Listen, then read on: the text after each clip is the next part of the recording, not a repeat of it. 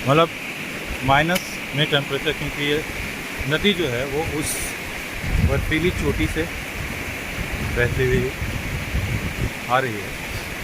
वो जो बर्फ़ है, सारा बर्फ़ पिघल के पानी बन रहा है और ये लीडर नदी बह रही है। बहुत ख़तरनाक टेम्परेचर है मम्मी इसका, और मुझे तो नहीं लगाना है इसमें हाथ। मैं अपने गाइड मोशन भैया से कहूँगा वापस चलो, क्योंकि ठंड बढ़ती जा रही है और धूप आज कम है और पता नहीं कब यहाँ पे मौसम बदल जाए, इसलिए हम वापस जाने की कोशिश करेंगे।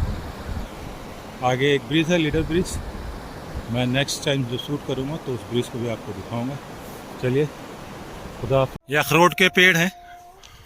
हमारे यहाँ अखरोट ऐसा जैसे सोने के भाव 1200 या 1000 रुपये किलो, और ये अखरोट के पेड़ ऐसे ही, मतलब ये इन पे किसी का वो नहीं है, कब्जा नहीं है। ये ऐसे ही नदी में है और इस पे अखरोट आते हैं बच्चे। मतलब ये भी अखरोट के पेड़ हैं। अभी इसमें अक्टूबर सितंबर में अखरोट ख़त्म हो गए। इसमें सब में अखरोट दिखाई देते थे, लेकिन सितंबर अक्टूबर में अखरोट ख़त्म हो जाते हैं। अब दोबारा ये मार्च या अप्रैल में अखरोट आएंगे और ये सारे पेड़ों में अखरोट दिखाई देंगे। तो ये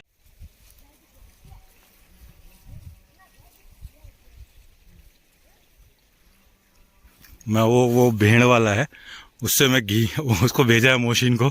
मैं भेड़ के घी का पता कर रहा हूँ, क्योंकि दरअसल मुझे भेड़ के घी चाहिए। बहुत बढ़िया होता है पुराने दर्द के लिए, कमर दर्द या घुटनों के दर्द, पुरानी चोट है, उसमें भेड़ का घी बहुत अच्छा काम करता है।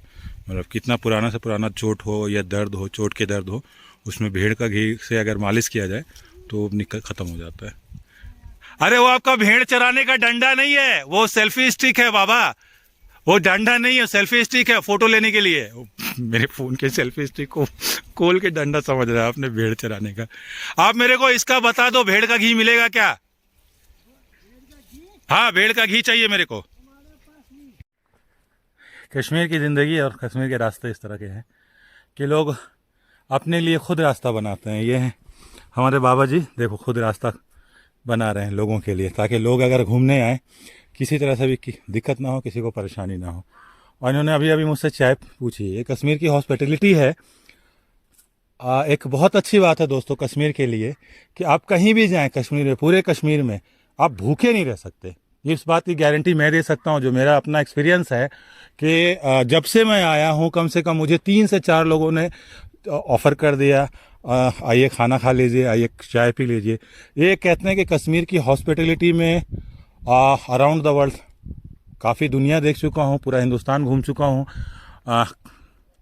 लेकिन इस तरह की जो मतलब एक इज्जत अफजाई है जो कश्मीरियों के अंदर में मैंने देखी, जो जिस तरह से ये लोग इज्जत देते हैं इंसान को, बात करने का तरीका इनका जो मतलब जो है, जिस तरह से इज्जत दे के बात करते हैं।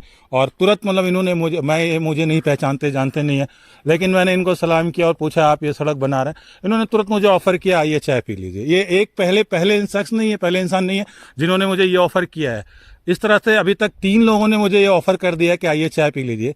ये कश्मीर की हॉस्पिटलिटी और जो इज्जत देते हैं कश्मीर के लोग बाहर के लोगों को, वो एक अपने आप में एक मतलब जो है बहुत बड़ी बात है। मैं और भी दुनिया गया हूँ, और भी शहर गया हूँ, और भी स्टेट्स गया हूँ, लेकिन माफ़ करना, सारे स्टेट हमारे हिंदुस्तान में अच्छे हैं, पूरी दुनिया अच्छी है, पूरी दुनिया में डिफरेंट टाइप के लोग हैं, अलग अलग लोग हैं, अलग अलग थिंकिंग है अपार्ट द वर्ल्ड। बट एक चीज़ है कि जो कश्मीरियों के अंदर में मैंने एक मतलब जो है एक हॉस्पिटलिटी या एक इज्जत करने का तरीका देखा है, एक लहजा देखा है, वो पूरी दुनिया में मैंने और कहीं नहीं देखा है। तो इसलिए मैं आपसे गुजारिश करूँगा, अगर आप कश्मीर आते हैं तो सामने वाला आपको जिस तरह से इज्जत दे रहा है, जिस तरह से आपको मतलब जो है रिस्पेक्ट मिल रही है, वो बदले में आप वो इज्जत और वो रिस्पेक्ट उनको मतलब दें।